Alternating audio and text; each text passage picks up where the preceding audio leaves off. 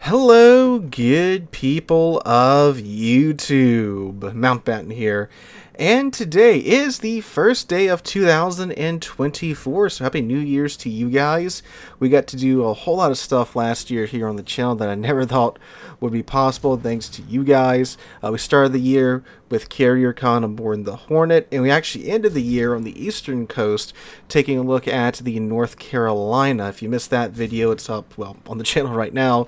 Check out the link here. We also got 2 more ships coming as part of that museum ship road trip that we took just, well, last week, so stay tuned for that. But yep, had an amazing 2023. Can't thank you guys enough for all the things that we're able to do because of your support, and here's to an even better 2024. So speaking of 2024, the title of this video, we're talking about my top 5 future premium ships for 2024. These are 5 premium ships that I think should come to the game in this year. These are just some ideas that I have. These are, of course, my personal, ships that I would like to see added to the game.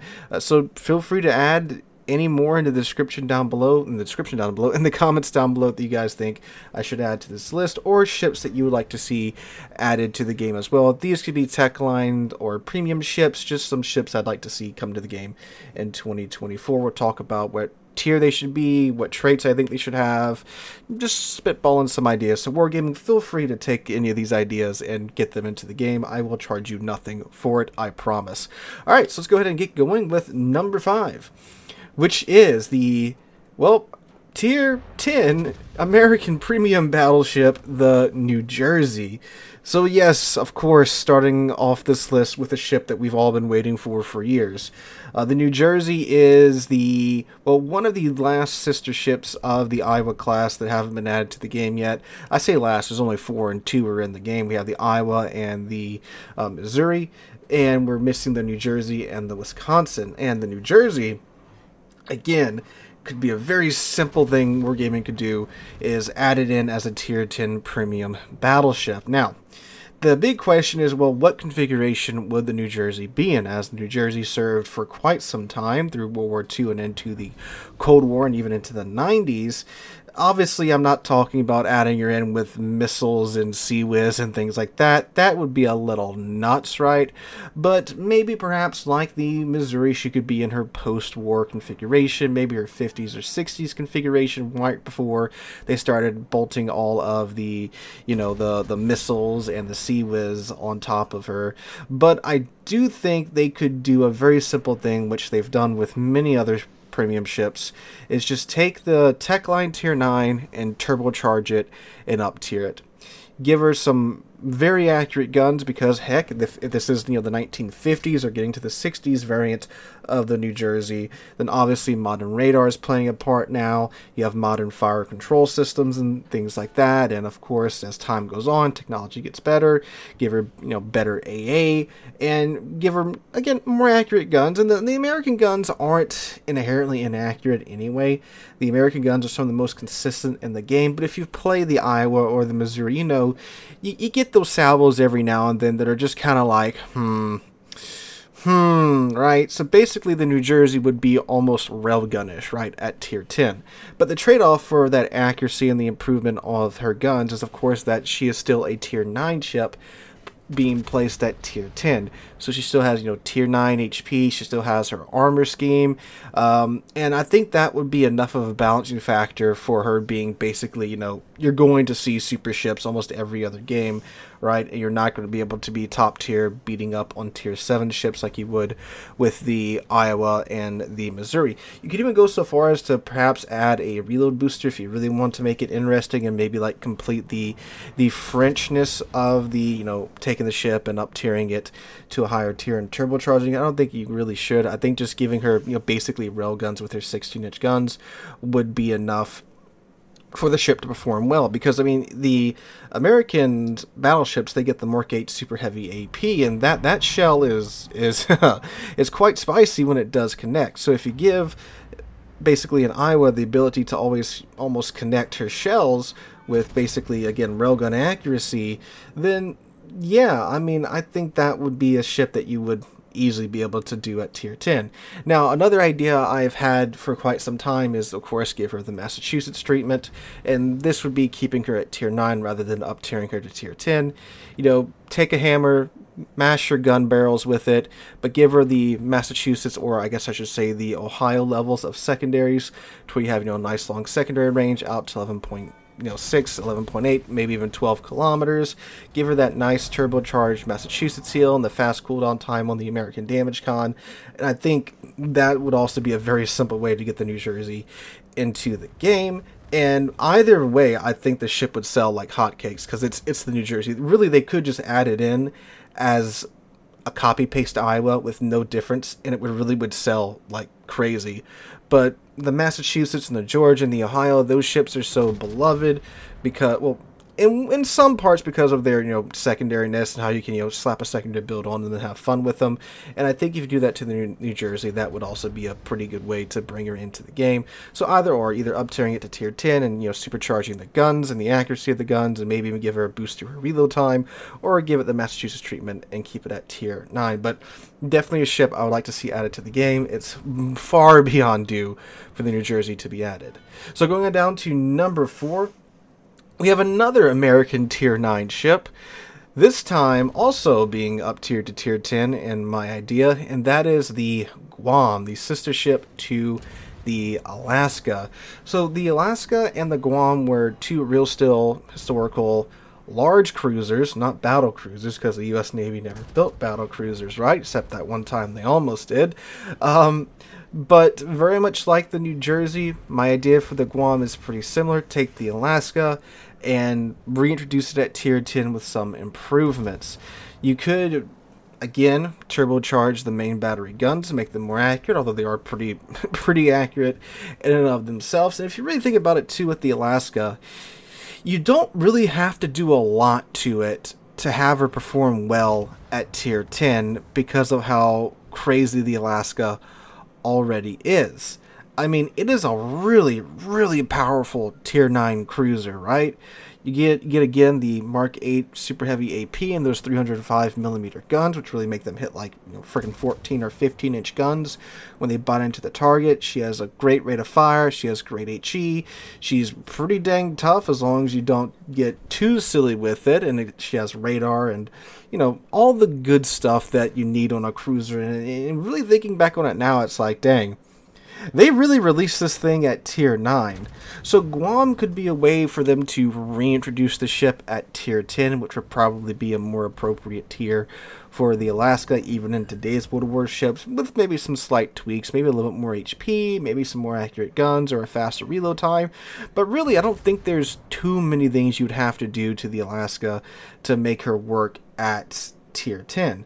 I mean, you could also maybe, if you want to get cursed with it, reintroduce it as like a hybrid ship, like a lot of the capital ships and larger ships were almost done with, and in the post-war years, when it became clear that the naval aviation was going to be the way forward. I, of course, wouldn't really suggest that. I think, again, just, you know, a slightly more tweaked Alaska at tier 10, kind of what they did with the Caesar and the Novosibirsk, and the Novosibirsk, the tier 6 Julius Caesar that's just Russian, right?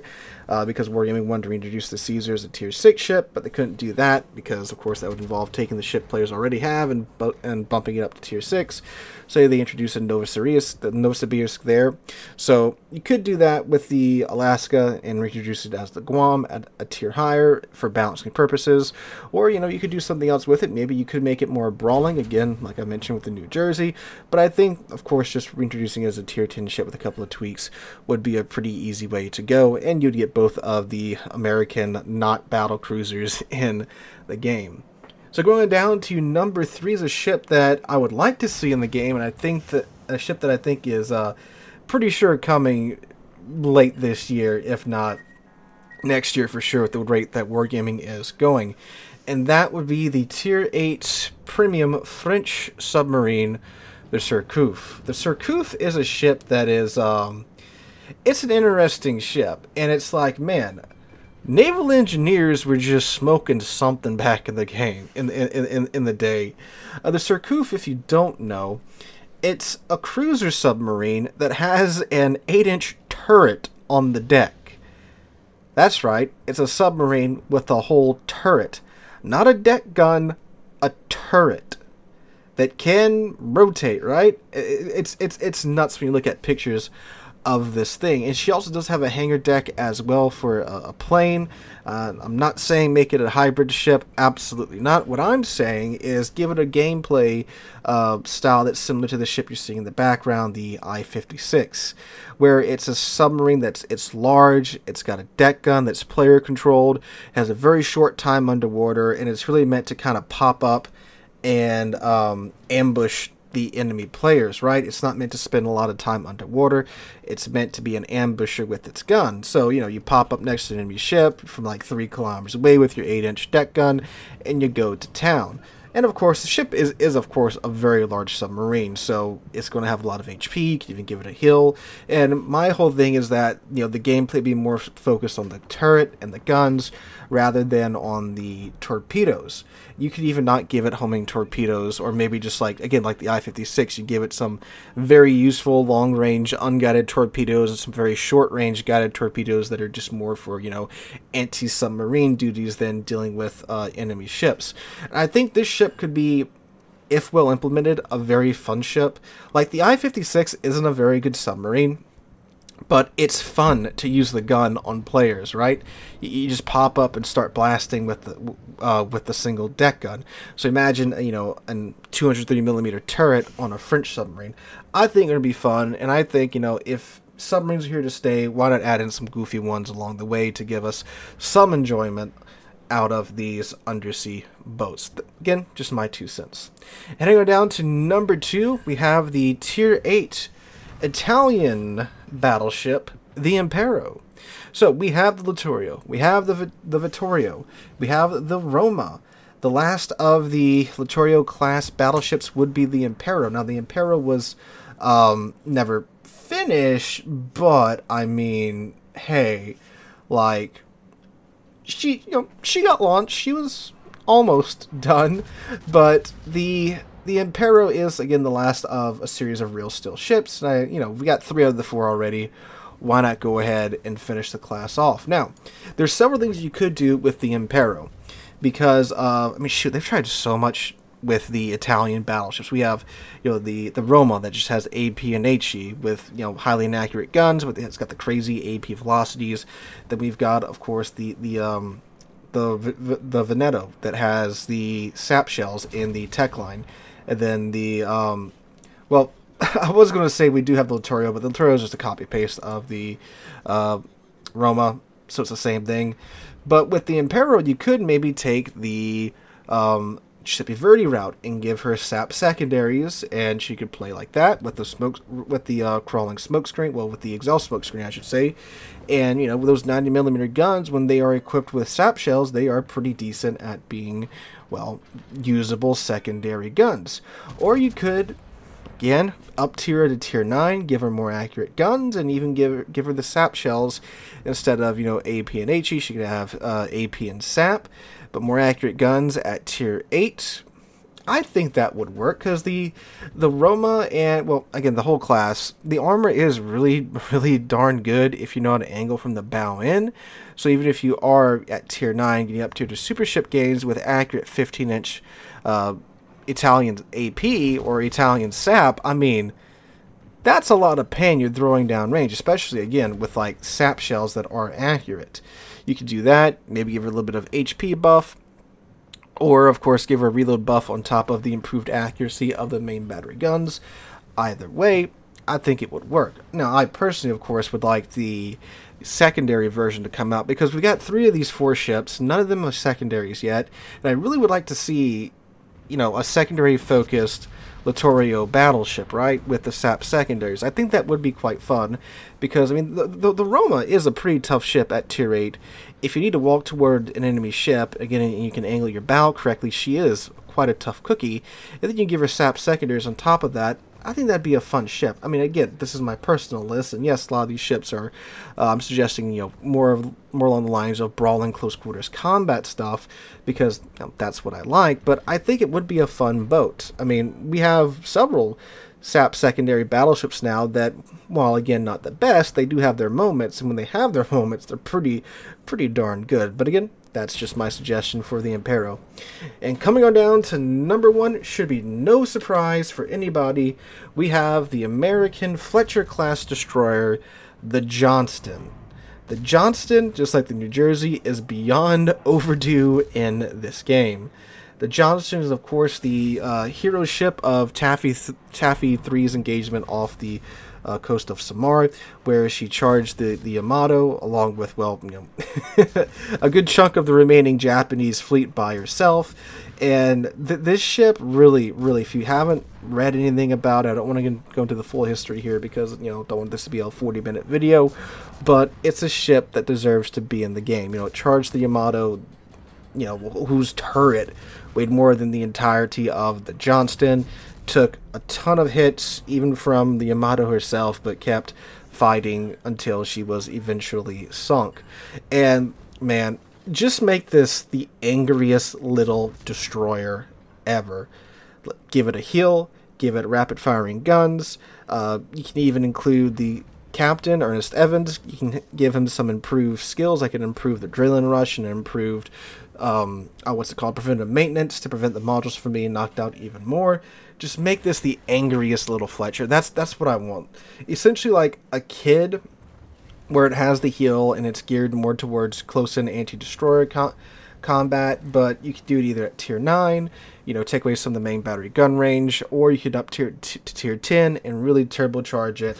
Again, a thing I've been suggesting a lot in this video, but I just want this to be an angry DD that you really have to dedicate yourself to trying to wipe it out if you want to wipe it out. And I think that would be very fitting for the ship's legacy. Again, a ship that would definitely sell like hotcakes, would sell like crazy. Why hasn't Wargaming introduced it yet? I don't know. Maybe they're saving it for when they really need some money. But, I mean, again, just make it a very angry DD.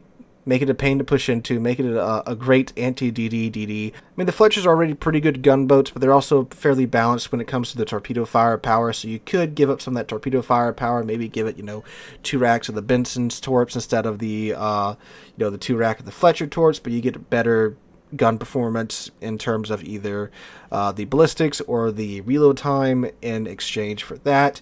Again, just make it a very angry DD that's a pain to deal with, and a heal, and add Evans as a unique commander for it, and boom, there you go, Wargaming. I've just made you probably like $3 million right there. Feel free to take my idea. So guys, those are my top 5 ships that I would like to see introduced in 2024. Let me know what you guys think in the comments down below. Leave your own ships in the comments down below with your own ideas of how they should be introduced into the game. Hope you guys enjoyed. Have a wonderful Monday and a wonderful 2024. Hope to catch you guys in the next one.